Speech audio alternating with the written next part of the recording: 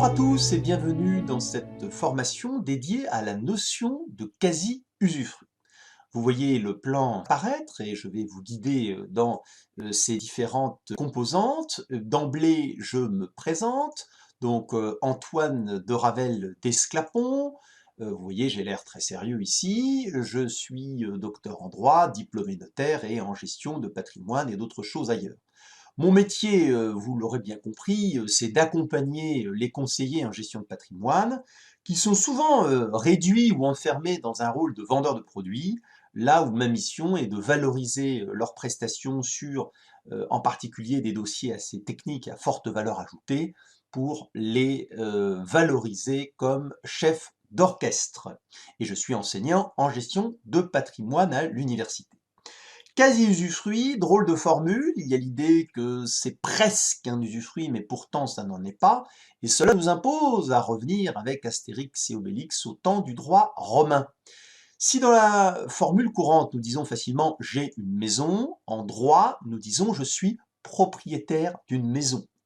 Le droit nous parle ici de ce qu'est le droit de propriété, dans l'article 544 du Code civil. C'est le droit le plus étendu, non pas un droit absolu, mais le plus étendu, droit qui est susceptible de démembrement, et là on revient à notre droit romain, usus, fructus et abusus, des prérogatives différentes qui sont dissociées dans le temps. L'usufruit va permettre à un usufruitier d'en avoir l'usus et le fructus. Vous voyez les prérogatives ici. Le nu propriétaire étant un propriétaire latent, un propriétaire d'un bien grevé d'un usufruit, situation qui est donc toujours temporaire, soit viagère le temps de la durée de vie de l'usufruit, soit à durée fixe, et là encore il ne doit pas y avoir de confusion, ce n'est pas un usufruit temporaire non plus. Alors le problème, c'est que autant sur un bien immobilier, on comprend parfaitement ce mécanisme de démembrement, on le connaît bien.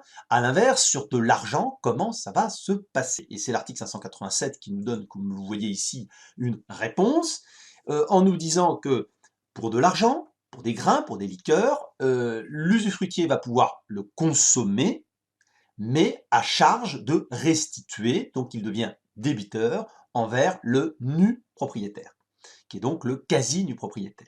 Donc pourquoi quasi-usufruit? Parce que on a juridiquement le même régime, mais des natures différentes. Et vous avez vu que l'un a droit à la consommation et l'autre a droit à la restitution. Il y a un débat doctrinal pour voir si on n'est pas à la limite même dans un transfert de propriété, et que finalement on ne doit pas considérer le quasi-usufruitier comme pleinement propriétaire. Alors, ces quasi-usufruits apparaissent comme mystérieux. D'où viennent-ils? Où sont-ils? Eh bien, la vérité est ailleurs. La vérité, elle est qu'ils sont partout. Ils sont beaucoup plus nombreux que nous pourrions l'imaginer spontanément. Ils sont soit subis, soit choisis. Alors, s'ils sont subis, c'est parce qu'il y a un critère de consomptibilité. Il s'agirait d'un usufruit sur des biens consomptibles, c'est-à-dire qui se détruisent par le premier usage. Alors on imagine bien facilement le cadre d'une transmission, notamment d'un décès. Ici j'ai pris l'exemple particulier du conjoint survivant qui peut être héritier, c'est très souvent le cas, légataire, on pense avec toute la souplesse du cantonnement, attributaire, bénéficiaire également, et là on imagine bien évidemment l'intérêt de la clause bénéficiaire démembrée pour les assurances vie. Jean-Claude a désigné Martine pour usufruitière de son assurance vie, et pour nu propriétaire de la même assurance vie, Théo. Donc les capitaux reviennent à Martine, mais Martine est débitrice envers Théo. C'est un autre que le conjoint survivant aussi qui peut bénéficier de cette technique de démembrement. Toutes ces distinctions, je renvoie facilement à mes publications sur LinkedIn qui, vous le voyez ici, étaient vues abondamment, donc profitez-en vous aussi. Ça peut être également ces cas de quasi-usufruit par donation qui demandent de la vigilance dans la rédaction pour ne pas être exposé à l'abus de droit. On prend ici rapidement les cas de subrogation. C'est un quasi-usufruit qui apparaît soit parce qu'on vend un bien démembré, soit encore parce que nous sommes dans le cadre des sociétés avec des revenus, des bénéfices qui sont distribués, mais qui sont mis en réserve, comme vous le voyez ici, et auquel cas se pose la question, car il y a une incertitude jurisprudentielle de savoir qui a des prérogatives sur ces réserves.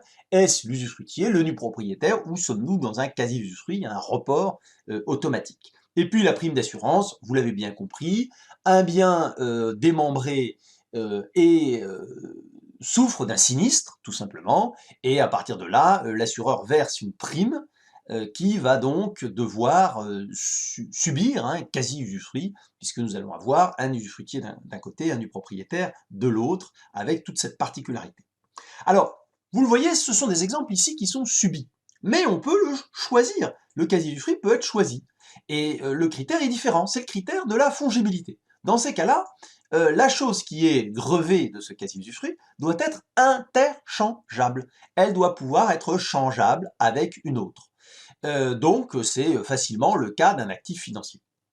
Et en cela, on se dissocie de l'article 587, qui aurait été la solution par défaut. Le bien, même fongible, se détruit tout doucement par son usage, et donc la conséquence fâcheuse, évidemment, c'est qu'il n'y a plus grand-chose pour le nu propriétaire à l'extinction de l'usufruit, ou le quasi-nu propriétaire. Alors, cette convention de quasi-usufruit, qui est donc volontaire, peut porter sur des actifs financiers, sur de l'immobilier, sur du mobilier. Vous voyez des actifs, sur des véhicules ici, vous voyez des actifs qui sont totalement fongibles, donc qui sont interchangeables. Alors, maintenant, deuxième partie, quel est le régime? Alors, par défaut, vous l'avez compris, consommation pour l'usufruitier et restitution due pour le nu propriétaire.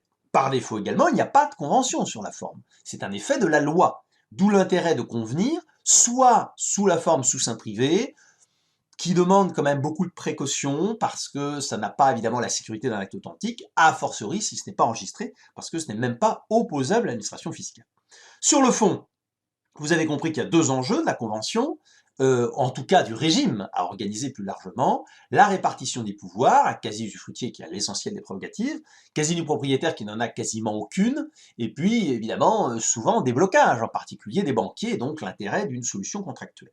La créance de restitution, son principe est simple, vous l'avez bien compris ici. Donc il s'agit tout simplement d'un conjoint qui, vous le comprenez facilement, a donc reçu les capitaux en usufruit, donc il est intégralement propriétaire de ces capitaux. L'enfant, lui, est nu propriétaire, il a donc une créance contre le conjoint survivant pour ce montant-là. Bien entendu, l'enfant n'est pas nécessairement également enfant du conjoint survivant, il viendra donc à la succession comme héritier.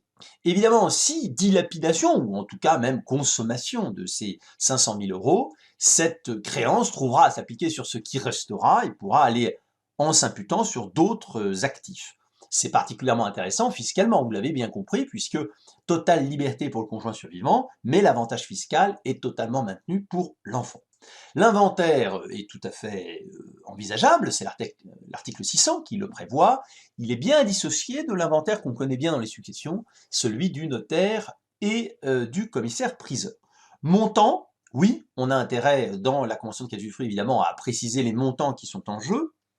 Revalorisation, pour savoir comment va évoluer ce montant en étant vigilant, puisqu'on tiendra compte évidemment des actifs sous-jacents. Et puis les mécanismes de garantie, c'est d'autant plus vrai dans des familles recomposées, s'il n'y avait pas de lien entre ici l'enfant et le conjoint survivant, qui pourtant reçoit les capitaux, une garantie est envisageable, soit sur un bien réel, soit personnel, avec notamment un mécanisme de cautionnement. Et puis on peut imaginer bien sûr de l'exigibilité anticipée pour prévoir des cas dans lesquels c'est plus tôt que prévu que l'extinction s'éteint, et notamment s'il s'agissait de sanctionner un quasi-usufruitier particulièrement négligent. Vous le voyez, c'est une notion donc à contractualiser dans le plus grand nombre de cas. Ça peut être dans un testament, ça peut être dans une succession, ça peut être dans des statuts de société.